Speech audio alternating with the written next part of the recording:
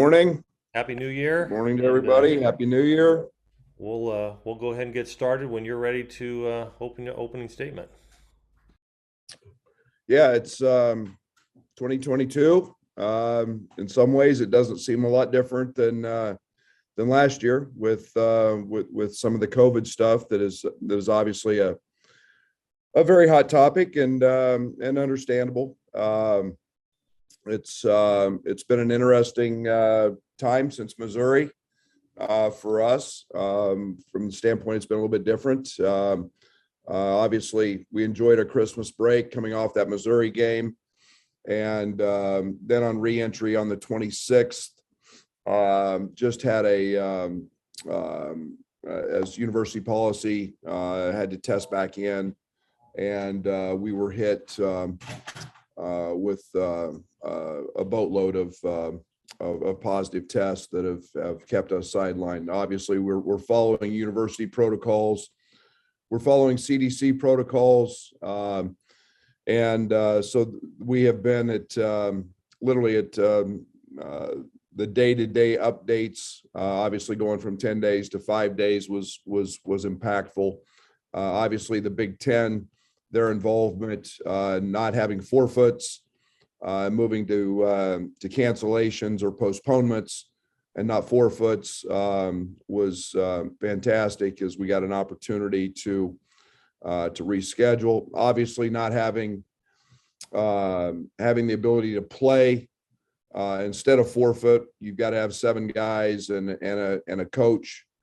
That's just makes sense, and we do have a little bit of time on our hands to redo that. Hence, appreciative of the cooperation of Minnesota. It worked out great with them in terms of them having a bye after our game, but not be able to play on Sunday, and then to be able to reschedule this here in the last couple of days to get an opportunity to play and I think keep everything in perspective, that there's tremendous value in a Big Ten championship, to try to get all the games in.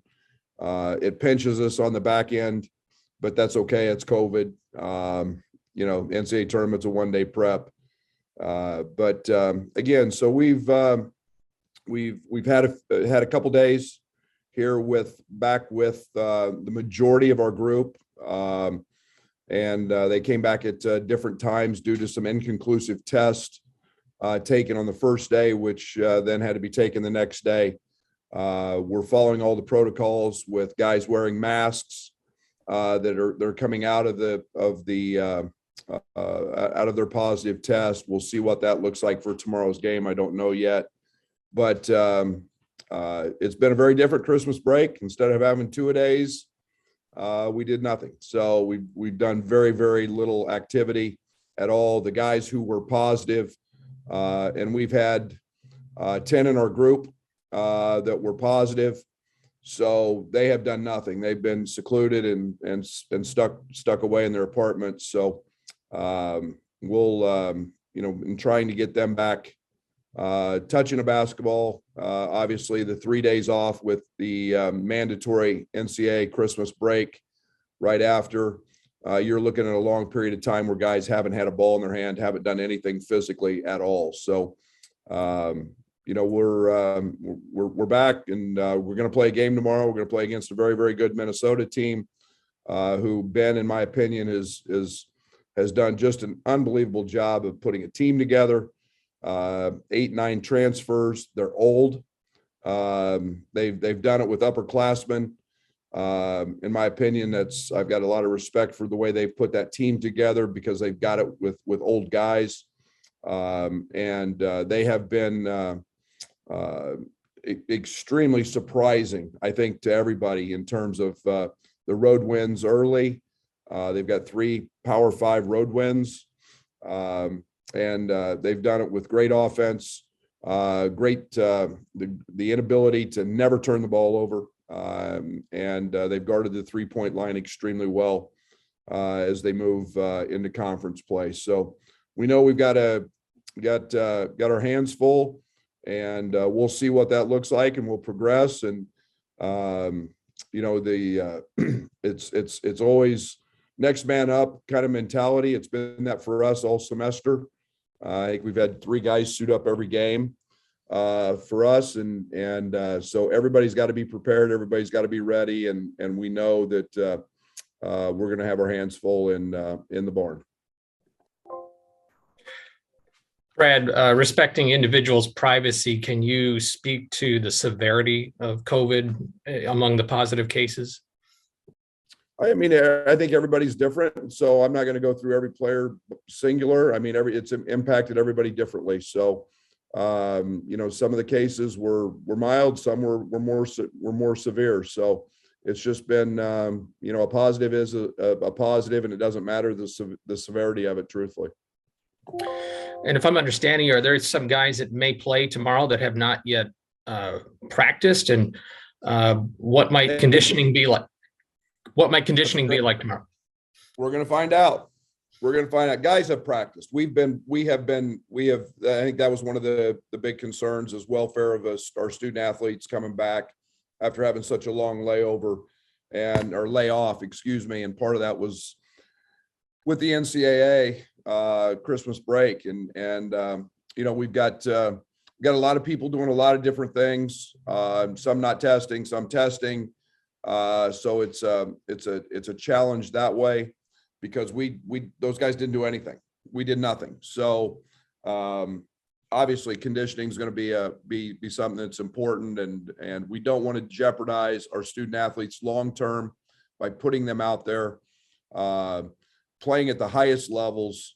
They're all high level athletes, and then putting them in a situation where they can be hurt because they haven't had any time to practice. And so we've had a couple of days, and that's what we've got. Brad, are there guys going to be wearing masks while they play? Is that what you're saying? To be determined. Yes, it's part of CDC policy. If you've watched any games on TV, Rob, I watched the Wisconsin game the other night. They had a young man in a mask. I watched Boston College, North Carolina yesterday. Boston College had players in masks. So, I think there's some, some interesting challenges with that. I don't know where we're going to be at with that in our process in terms of levels and so on and so forth. But, again, those are things I just deferred to our medical team and the Big Ten's medical officers.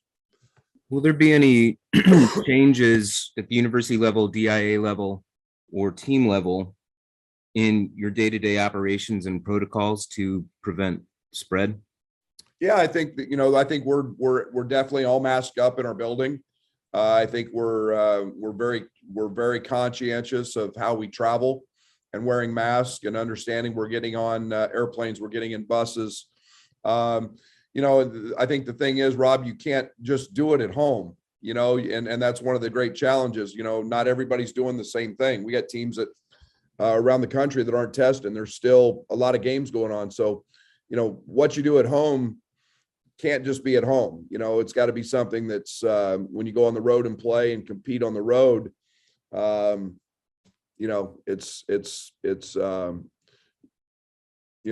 still exposed to all those things on the road as well.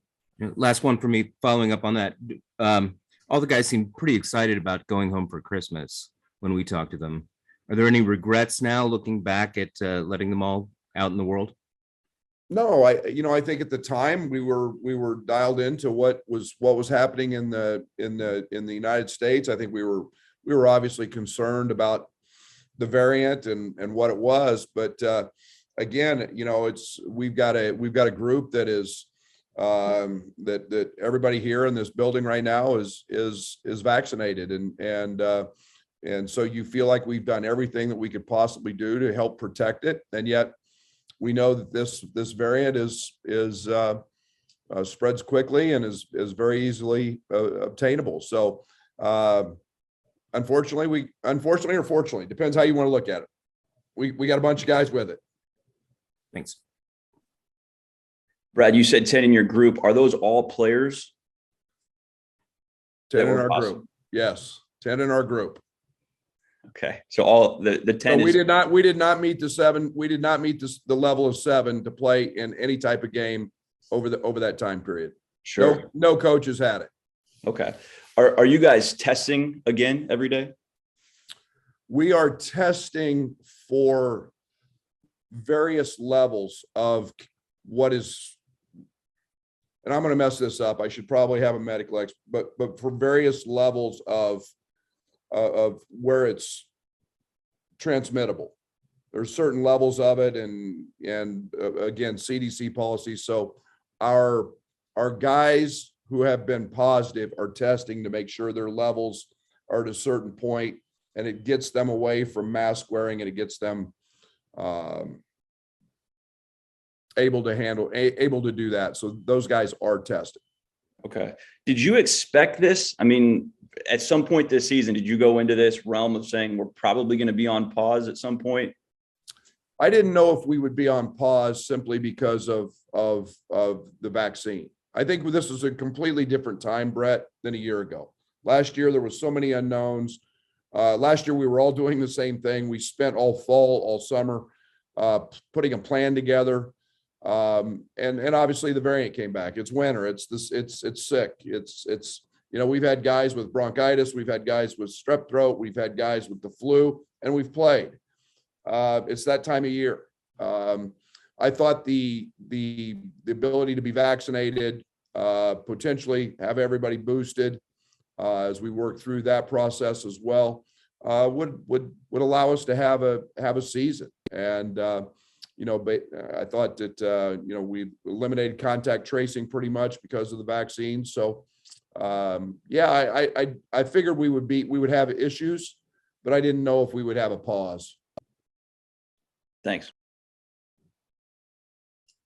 Hey, Brad, do you expect the entire team to be available tomorrow? Minus Austin Hutcherson and Andre Curbelo. And then, yes. okay.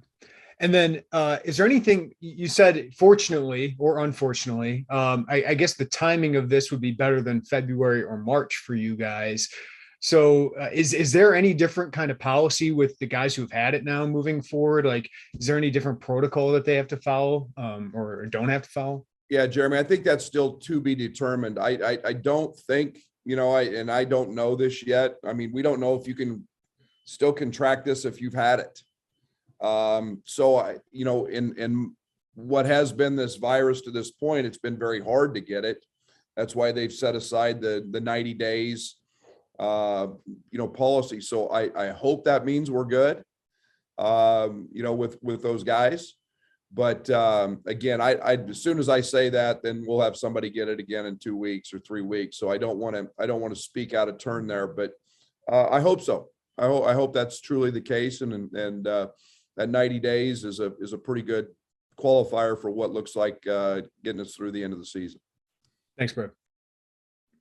Hey, Coach, I guess I'll kind of take this another way. You've spoken a lot about the toughness and maybe lack thereof this season for your team, having been out for the last however many days, limited practice time, guys coming in and out. How much is this game against Minnesota and then a quick turnaround against Maryland going to test that and where you guys are at with that? Absolutely. And I think it's I don't want to say the culmination, but being able to have so many guys out through the fall, which we have, and guys play different positions, has created an atmosphere where guys have played and guys have gotten minutes, and guys are going to have to do that. And, it's not just this game, it's the Maryland game after on Thursday. It's to say that, we're at our peak would probably be stating something that's not true, being off that long. But it's next man up, and everybody's got to go in and contribute and do their part. And we're going to strive to be the best we can for the 40 minutes it takes on Tuesday night. You speak a lot about how when you guys are trying to build toughness, it's on the defensive end. It's being able to fight through when you're tired or go to the free throw line and make a bucket when you need it. Is that something that's going to be more difficult potentially tomorrow night because of the conditioning aspect of things with guys being out of practice? Well, the one thing you can never underestimate is the great drug of adrenaline. And that helps you persevere and push through some tough times. So, it's a little bit different in practice, and we've gone, as hard as we feel like we can go, and not just put our guys in an uncomfortable situation. But yeah, there's no doubt game speed's different. There's no doubt they'll get a little tired a little quicker, but I think once they get their second win, adrenaline kicks in, some of these guys will be fine. And again, I should mention, Alec, I think everybody's different. Trent Frazier's got a little different body type and athleticism and ability to recover quicker than what, you or Jeremy Warner may be able to do, so it's one of those deals that everybody's got a little bit of a different capacity there. Thanks, Coach. Appreciate it. Hey, Brad, you were discussing boosters before all this happened. Is that something that's still in progress with the team? Yes. We've got a group that's had them, and we've got a group who are on a little bit different timeline based on when they got their first and second booster. Okay. And I guess maybe with these plans during the Christmas break to go 2-a-days, what weren't you able to tackle that you wanted to, since you couldn't practice? All of it. I mean, it's nice when you want to go an hour and a half or 2 hours of offense in the morning and an hour and a half of defense in the afternoon, and really separate the two, and really get in and be specific on certain things, and not have convoluted practices where it's all kind of one together, and you get really focused. And we missed that. So obviously we missed a game, not being able to play Florida A&M and get the opportunity to get the kinks out and kick the rust off, so to speak. And now we've got to, we're not the only team in the country that's going through this, and we didn't get the rust off, but we got a league game, and it is what it is. We got to go hoop. Yeah, thank you. Hey, Brad, obviously this has been a big disruption for you guys. And like you said, you're not the only team.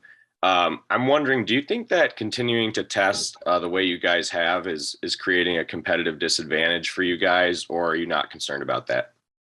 Our league, we will not test. We're not testing for the positive, whether we're positive or negative. We're testing for the levels of, because we're out of the 5-day window now with everybody. So once at this point in time, I'll be clear because everything can change day to day. Our testing was university mandated. It was based on re-entry back into the university. And that's what we did. So because of our vaccination, and everybody that's here in this building is vaccinated, that we will not test further than that. This is just for the levels of the mask wearing and whether this thing's contagious. So to be clear, like if somebody has symptoms going forward, like they won't need to be tested unless they want one. If you're symptomatic, you will test. Okay. Just want to be clear. And then is that an Illinois specific thing right now, or the Big Ten does not have that in place? Is that correct? No, everybody's different. This is Okay. a DIA. This is our DIA university policy. And that's where everybody's got local governments and state. And I think that's when the initial policies were put in place in August to forfeit. Those were the decisions the Big Ten made and athletic directors at that time to make that decision. Now the variant has come back, and those decisions were rethought a little bit, and we got away from the forfeiture, but we've also left it very much at the discretion of local governments and the universities. Thank you. Brad, would you have liked to see a standard procedure across the Big Ten for coming back from Christmas break? Well, you're trying to get me in hot water, Joey. I think that it's I don't know how to answer that. I think that we're at a point because of the vaccine that that's a tough question to answer. I think that there are certain situations that can be a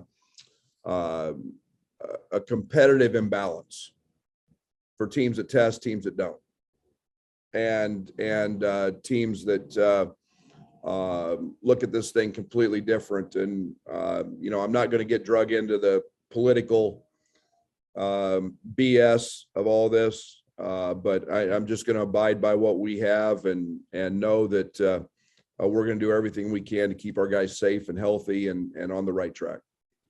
Then to build off Scott's question, in your press conference with bragging rights, you said we're going to get back to doing what Illinois does, and that's get better over Christmas break. Obviously, this is the first full-blown pause, but you guys have had any number of some sort of interruptions dating back to when you started this.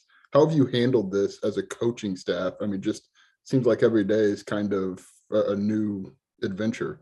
It is. It has been, and it's not been. I don't want to say it's problematic. I think it's all in my approach, and I'm going to control what I can actually control, I think that's the one thing, Joey, that I learned a lot last year in this is there are certain things that I have no control over. This happens to be one of them. And I'm going to work every single day to get our guys to be the best they can be in that day and be better the next day than we were yesterday. And no matter what's happened the day before, that's all I can ask for. And so I'm really trying to keep it like that. You want to make plans, and you had 2-a-days lined out, and guess what?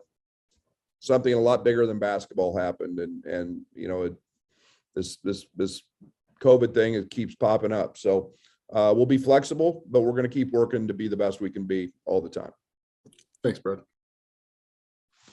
Hey, Coach, for the guys that weren't positive, whether it be initially or throughout the whole thing, were they able to practice or do anything during this time? We did small amounts, obviously. We continued to lift them with Fletch. They were allowed in oven, allowed to be around. And then we did a lot of individual work. Again, there's obviously weren't enough to do much. And then we did shooting, kind of individual workouts for about 45 minutes to an hour every day. And then they lifted with Fletch. So there's a group of guys that did get some conditioning in. You got to go a week without a Curbelo update question, so I guess I'll ask that one. Just anything new on his status or kind of how he's recovering? Yeah, he's progressing. Again, you guys are tired of hearing that. He's made improvement, and as he continues in this process of getting back, conditioning, and his physical therapy is moving in the right direction. So yeah, we're excited and hopeful here. Thanks. Hi, Coach. Do you look at the stats for Minnesota? They've done a really good job defending the 3-point line. You guys rely on the three quite a bit. And what are some keys for you to get some open looks? Make them. I think the one thing that Michigan State made 10, I think Michigan made 9. So in 2 Big Ten games, they've made 19. They've had 19 threes. They're very, very sound. They're very conservative on the defensive end. They're just right in front of you, so they make you shoot over a hand all the time. And you've got to jump up and make them. And we've seen some elite defenses, Arizona. Everybody's kind of played us a different way. Some guys have pressured, some guys have gone over, some guys have trapped. So that's the one thing we have seen is a lot of different defenses, and we're going to shoot our shots, and everything again starts with trying to execute, run good offense, not turn the ball over, and keep everybody involved.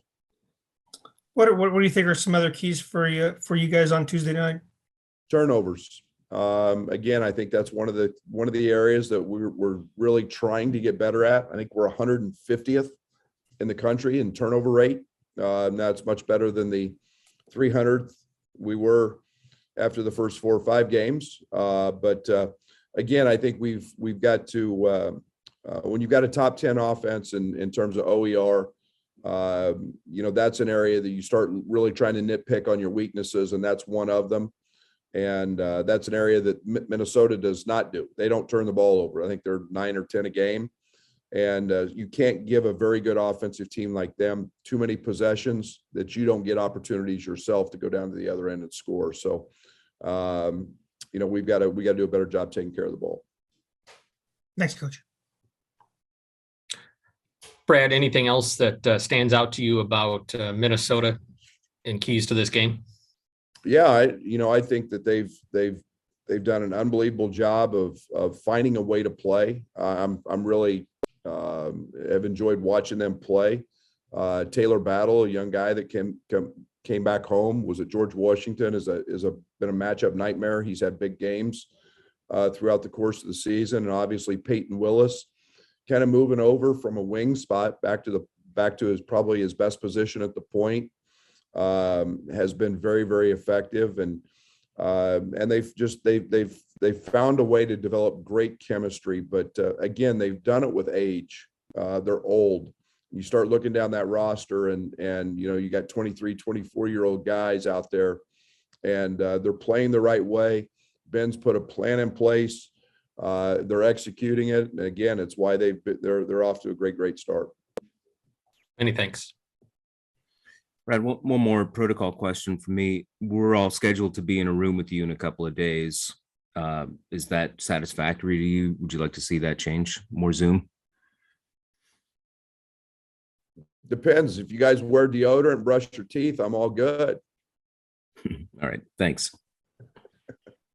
Brad, the obvious question is, does this force you in the middle of January to kind of go deeper into your bench than you normally would? And does the conditioning of your guys force you to kind of play more minutes? Probably. I think we all monitor that. I think every game's different, Matt. I think once we get to, you start looking at the runs that take place. If they're 3 or 4 minute, 5-minute runs without any stoppage, yeah, you're probably going to have to go a little bit deeper because your recovery time may not be as quick for certain guys. I tell everybody that, being in great shape is not how long can you play. It's how quickly can you recover. And that's one of the challenges of those long runs is that it takes a little while longer to recover. So, we'll monitor all of our guys that way. And again, I think I said it earlier, it's one of the advantages of having to play, Pods and Luke and RJ and Ben, and get all those guys a lot of minutes throughout the course of the season. So they're not in shell shock when we have to put him out there in a Big Ten game. And that was my follow-up, is it seemed like Pods had gotten some early run in the last couple of games, especially in the bragging rights game. Is that just rewarding the kid for practice, or what was that about? Earning respect, earning it. And I mean, he's played great and in practice, and he's been a guy that I built confidence with, and I'm learning to trust what he's doing on the floor at both ends, and more so on the defensive end. And we all know he can make shots, and but it's been something we've been looking for, as a guy who can give us minutes, to help with Trent. He can play both spots, and Plummer. And DeMonte, really keeping those 3 guys minutes in an area that is manageable over the course of the long haul, and Pods has earned that right and been great. Thanks, Brad. Thanks, guys. Okay, I'm going to transition. We'll rejoin here in a minute with Trent. Okay. Can you guys? I had to change rooms. Can you guys hear me? Okay. You still good? Yep. Good, and I can hear you. So we don't have a lot of time here, but let's get started right away with Trent. Trent, what's the stress level like for you right now, and being exposed to the virus? Do you worry about your personal health? I don't really have a stress level. We've had opportunity to get better, get some more individual work in, as a group. for the guys that, were, negative. But like I said, we got a lot of opportunity to focus on, ourselves and, get better, at things, we needed to work on. Because how does it compare to last year when you had everyday testing and confinement? I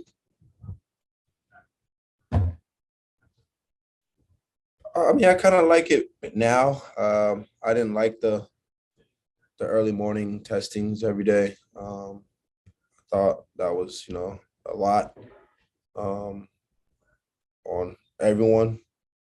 Considering, we were here, at Ubben 24/7, adding the testing. So, but now we have the opportunity, to rest a little bit, come in, get better, and, just go back home, and be together.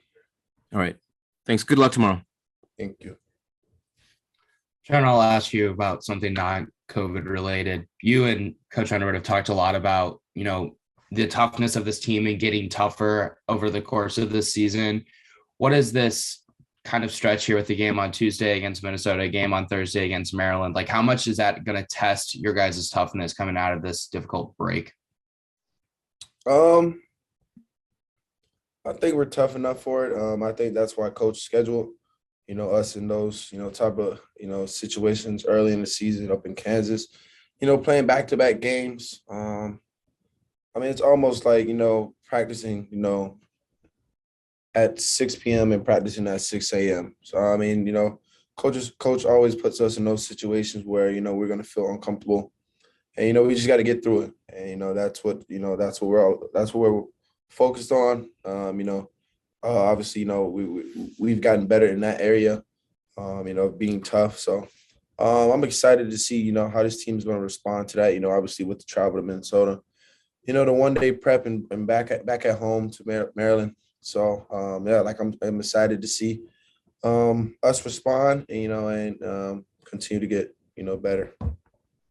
Coach said that the greatest drug in getting through this kind of stretch might just be the adrenaline that you guys get from being back out on the court in a game environment. Can you kind of just describe what adrenaline does for you when you're on the court in a big moment like this?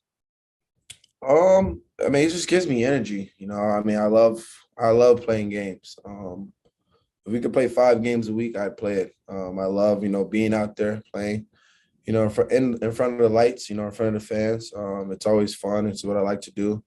But like I said, I mean, I just think this is an opportunity for, other guys to step up. I feel like we've been on vacation a little bit. So I think, 1 through 13, we're going to be amped up, ready to go. Like you said, like Coach said, adrenaline. We're all going to have energy. Our legs are feeling good. We're going to be ready to rock and roll, and try to, get some W's. Thanks, Trent. Appreciate it. Trent, what was your reaction when you found out there was 10 in your group that were positive? I was, I just had to figure out, how to work with the guys that were, negative.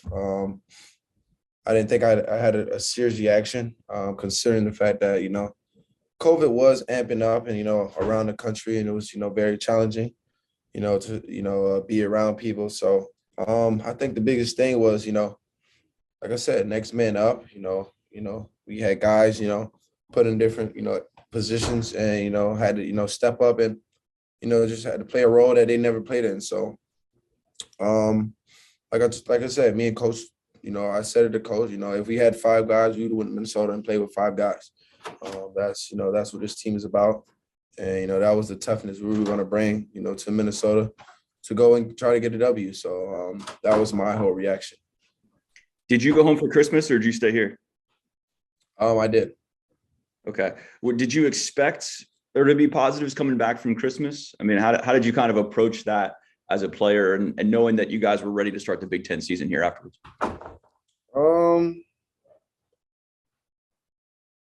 I don't think anyone was really, thinking of that specifically. I think, everyone was really excited, to get to see their family. We haven't in a while. So I think the whole thing was, everyone getting back home to their parents, obviously for Christmas and, just enjoying that time away. Obviously we rarely ever get that, that opportunity, to be around, family. And I think that was, what everyone was really excited about, getting an opportunity to go home. Thanks, Trent.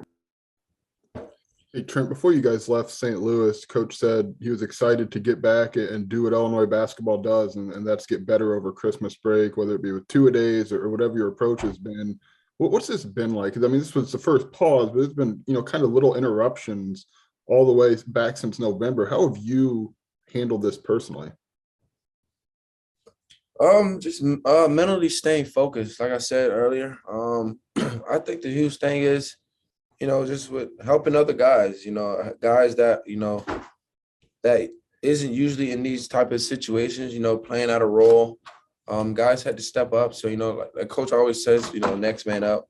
And, I thought, my job would be, to help these guys feel a little comfortable, in these type of situations, to help them along. So I think, we've gotten a lot better, obviously with this extra time, but we've, it's been a grind, just, we're coming in every day, 2 days, working hard, making sure we're staying, in good condition. Because, like I said, we didn't know if we were going to go to Minnesota and play with 5 guys. So, I just had to help these guys, make sure they feel comfortable and, was mentally focused and dialed in throughout this whole situation. And like I said, if we had to go to Minnesota, we were mentally prepared and ready to roll. I guess there's really no book for how to handle what this first 3 months of the season has been like. How did you learn what the best approach was? Was there someone you leaned on, like a past experience? What worked for you to get through these months? Continue, to go out there and play. Obviously, being a 5th year guy, I I've kind of learned the game of college basketball. I know, the X's and O's. So, I have a lot of experience. So I know a lot about, how to win games, and obviously how to lose games. So, there's a lot of learning, in this process. But, I kind of just tend to go out there and try to do what I do every night, to help my team win. So, obviously, I continue to get more dialed in on, assignments because, like I said, with the past 3 months, we had a lot of, distractions, situations we had, we were dealing with, but I just had to go out there and continue, kind of, take my game to another level because, we were, down a bunch of heads.